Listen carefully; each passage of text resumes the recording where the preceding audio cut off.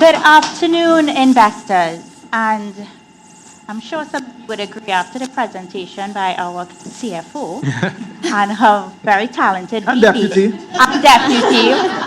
I actually should have hired some agents because I could cross-sell, upsell, and get some new clients, right? So thank you. Such a pleasure to be here with you this afternoon, those present in the room as well as those online. And joining me a little bit later on, Aisha did the deep full with a mouthful of a title that Rob Chen has.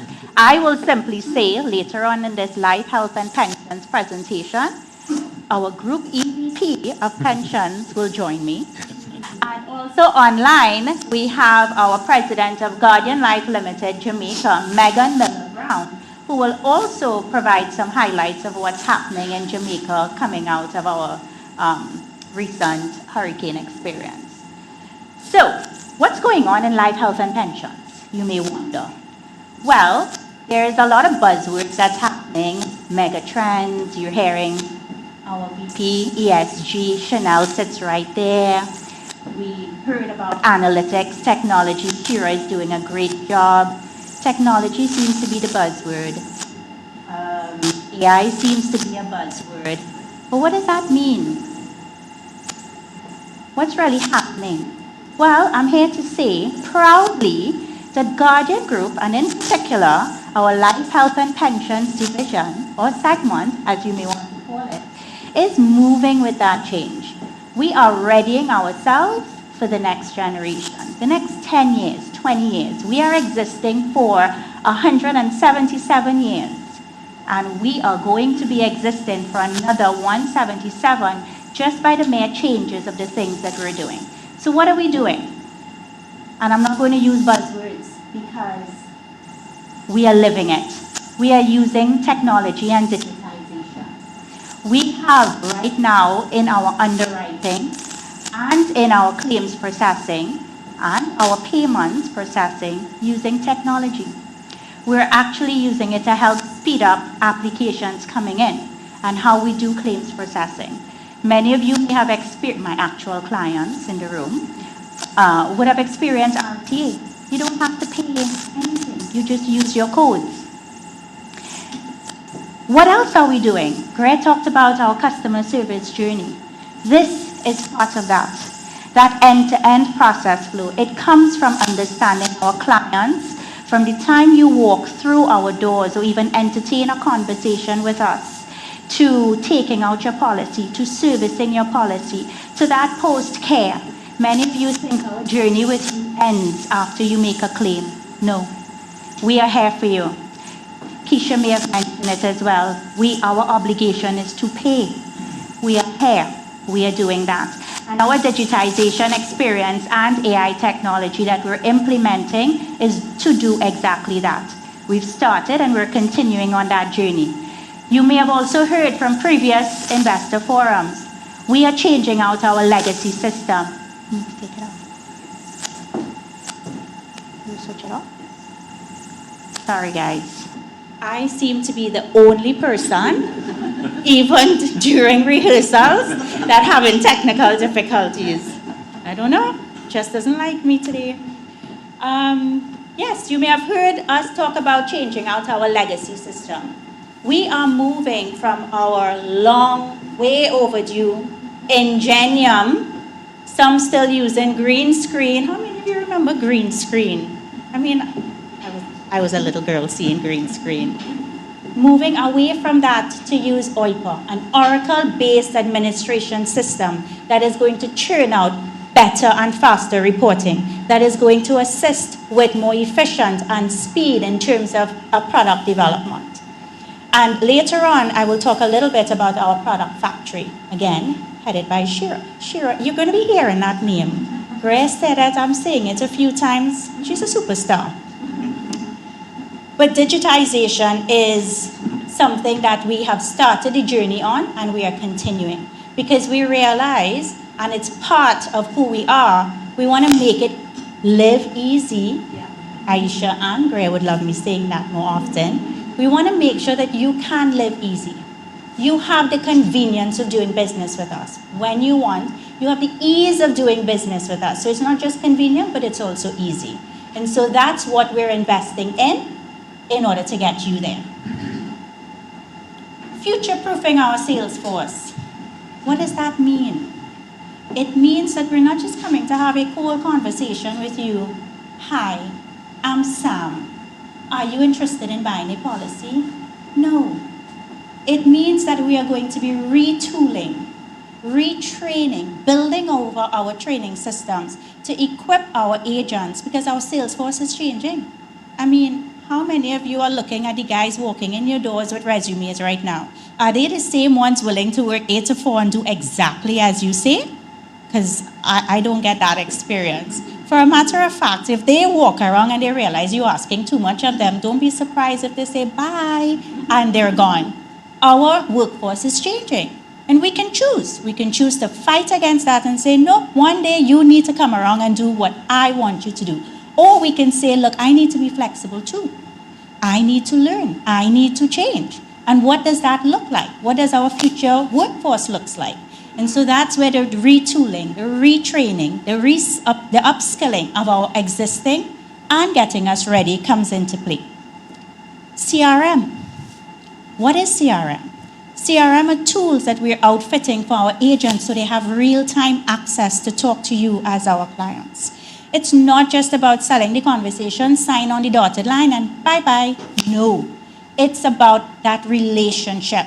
We're building that generation of a relationship, creating wealth management, creating partnerships with you, with your loved ones, because that's what we do. That's who we are. And what will that do at the end of it all? Well, it creates an organization that is here for another 177 years. It creates a partnership. It creates generational relationship and building so that we are not only delivering on our obligations year after year, we're not just settling claims, but we're helping you build a future for yourselves, your loved ones, your grandchildren, great-grandchildren. As I like to say, we are leaving for the next generation a love letter. And this is how we do that. I'm setting you up for success. You are my loved ones. So our sales force is also getting, how to put it, a makeup lift. But here's what. We talked about the mega trends, right? There's inclusion and equity. There's talent upskilling, and Graham made mention of it as well. We are looking at our workforce. We are investing in them and training. It's not just about, hey, AI is the new wave. It's either you're in or you're out. AI is the new wave. It is going to help us analyze data differently. It is going to give us new insights. But it means my workforce needs to adapt and change and be able to look and understand this data differently. And what does it mean? What does it mean when I look at claims data and it says male versus female claims? Or a 30-year-old claiming for an NCD versus a 50-year-old which probably was doing it, say, 10 years ago, and I now have you doing it now. What does that mean? How do I change? How do I adapt? And that is what we're using AI to do. Give us the data, we upskill our talent, get them ready for the next 10 years and beyond. So we are investing in our people. We're not leaving them behind because our people and our culture that we're building is a key investment. It's a key pillar within the Guardian Group. And Product Factory, yay, cheer up. If I tell you stand, would they see you? I'm just kidding. Thank you, Shira, thank you. We would have shared with you in previous forums, we have a Product Factory and it's headed by Shira Mungru. And within the business units, we have product committees, development committees that Shira supports through this Product Factory. Ultimately, what is that doing? I could read everything here that it's saying on the screen that you can see, and read for yourself. But what I will tell you in summary is the world is changing around us. We need to change. Our products need to change. How we package them needs to change. How we price them needs to change and relook. And we are investing in doing exactly that. We're relooking at our pricing models. We're relooking at, the packages that we have for our product development, the features that are in there, interest elements that are in there, unit link versus traditional. Keisha talked about the wonderful CSM and IFRS 17. And for those who lived through that implementation, and I see PwC smiling ear to ear, wasn't that just amazing? Best experience ever? I mean, come on. But if all of that is happening, so to our products and its offering, we need to adapt as well to the clientele that we have, because reality is, I need to give you a product that you are willing to pay for. If I don't give you a product that you're not willing to pay for, what am I doing? Why do you need me? You don't. So our investment, our goal, what life and health is doing in our space, and Rob will come in and share with you on pensions, is to keep evolving, keep moving. The world is changing, and so are we. And rest assured, Life, Health, and Pensions within the Guardian Group will be with you, supporting you for the next 177 years.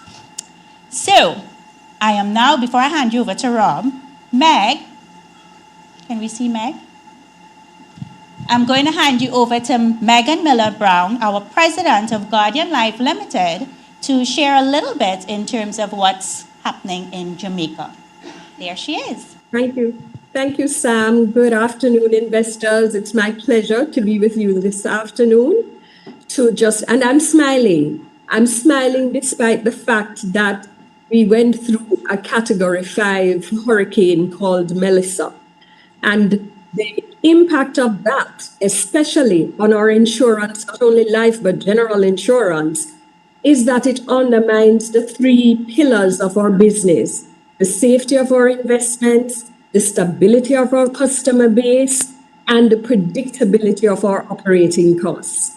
But I'm happy to inform investors this afternoon that your companies in Jamaica are up and running, and I think Karen will share later.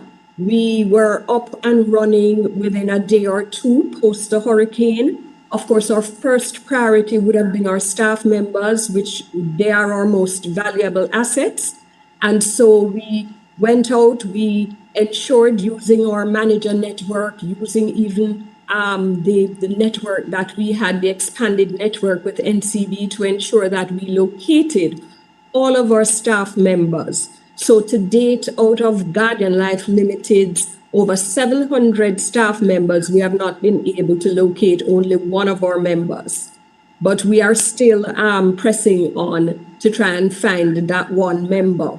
What is important to note, though, as I said before, our ability to navigate post Melissa is going to depend heavily on our capital reserves, the diversification of our investments, and the effectiveness of our own reinsurance programs. As a life insurer, we have to do what you call stress tests every year. We have to do what we call a dynamic capital adequacy test. And normally that stresses our results to see what is the impact of a catastrophe such as Melissa on our operations. When we did that test in 2024, we recognized that, for example, a temporary increase in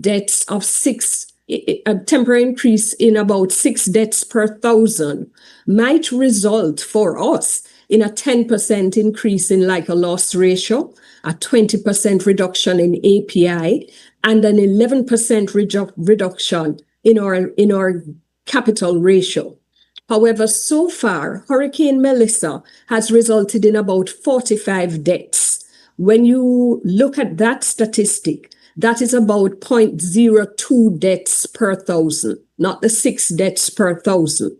So we expect that the estimated impact from Hurricane Melissa is therefore not expected to be material from a capital ratio perspective. However, for GLL, 4 of our top 4 of the 11 branches, and those 4 branches are they in the top 4, in the top 6, are located in those areas that had the major impact. That is not so much good news, but it also creates an opportunity because these top branches are very competitive. And Jamaica is a small island, maybe a little bit bigger than Trinidad, but not that big that our sales team will not go out and our competitive sales team will not go out and continue to sell across the depth and breadth of our island. So we are navigating this storm by ensuring that we focus on policy retention for those policies that we still have, reaching out to our customers. We are hyper focused on our asset allocation and on our asset liability management to ensure that we prioritize the investments that will bring the greater return. And of course, and I'm going to call Shira's name again, we always look at affordable insurance products. So we are going to have to use and implement dynamic pricing and flexible products to maintain affordability for those that might have been severely impacted by this storm.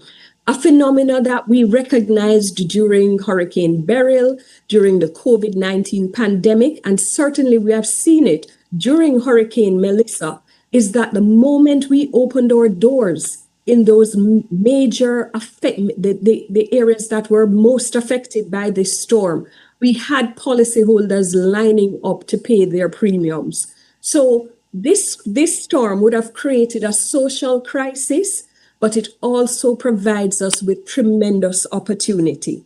And your company is going to grasp those opportunities with both hands. So I'm happy. That's the news I have on Melissa. We have no death claims as yet, and we are hoping that we will not.